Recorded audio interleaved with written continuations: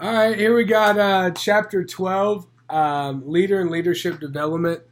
Um, this is something I loved. This chapter really, for me, encompasses kind of what I want to be in life and business and whatever I do. Because I want to be a leader and I want to develop leaders. I want people to be successful, right? Like good leaders are good people. Um, Good leaders produce good companies, which do great things for good families and all the above. So the chapter kind of dives in, a lifelong journey of leadership development, a proactive approach to leadership development, which I thought was important because it talks about how you have to be proactive and leaders aren't going to just develop. In rare cases they will, but leaders aren't just going to develop. You have to invest time and sometimes money and training and whatever it takes for these people to be successful. So that stood out for me. Raise your developmental readiness level. Like, it speaks for itself in a sense, but at the same time, you want to have people ready. If somebody goes down, if somebody gets sick, if there's an illness in the family or whatever, you have to have people ready to go. And that's kind of that shows up in my life a lot because in sports there's a lot of injuries, right? So it's always the next man up mentality. It's always who's going to take charge next, or if one guy goes down, who's taking the spot that's ready to go. So that was unique to see, and I think a lot of leadership and a lot of leadership development.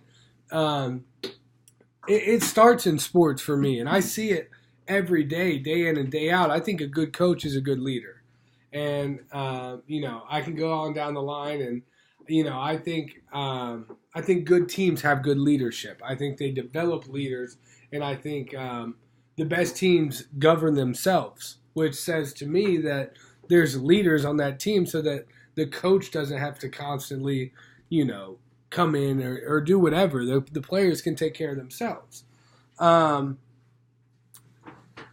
The 7 Habits of Highly Effective People. This was unique for me and really cool to read, and kind of was told me, or I shouldn't say told me, but showed me this is what it takes to be successful. And I think when I'm reading a book or doing whatever, I don't want to hear the success story, from a very outside perspective. I want to know the details of when you failed, what it takes to be there. This is why it works. This is why you should do it this way. I like to see that and say, look, this worked for me because. And that's kind of what Kevin Cashman did, Stephen Covey. And then Kevin Cashman was Leadership from the Inside Out. And that's something, leadership from the inside out was kind of what I talked about earlier with players kind of governing themselves. And that road, going down that road where you have leaders on your team so you don't have to have the coaches say everything. Then we talk about taking charge. You can't be passive. If you want to be a leader, you cannot be passive. You want to be not, in somebody's face, but you want to push those people to be successful, and people want to be led, and people want to be guided to where they're supposed to be going. And then it talked about succession planning, or which was succession planning. You're very distracted, Grace.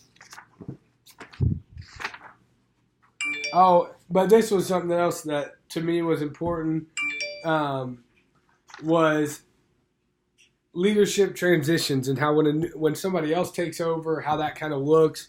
And I've seen that a lot in coaching, and and I like to see how certain leaders establish a culture, and that's their change. So that was my takeaway from chapter 12. I'm going to get this sent over to you.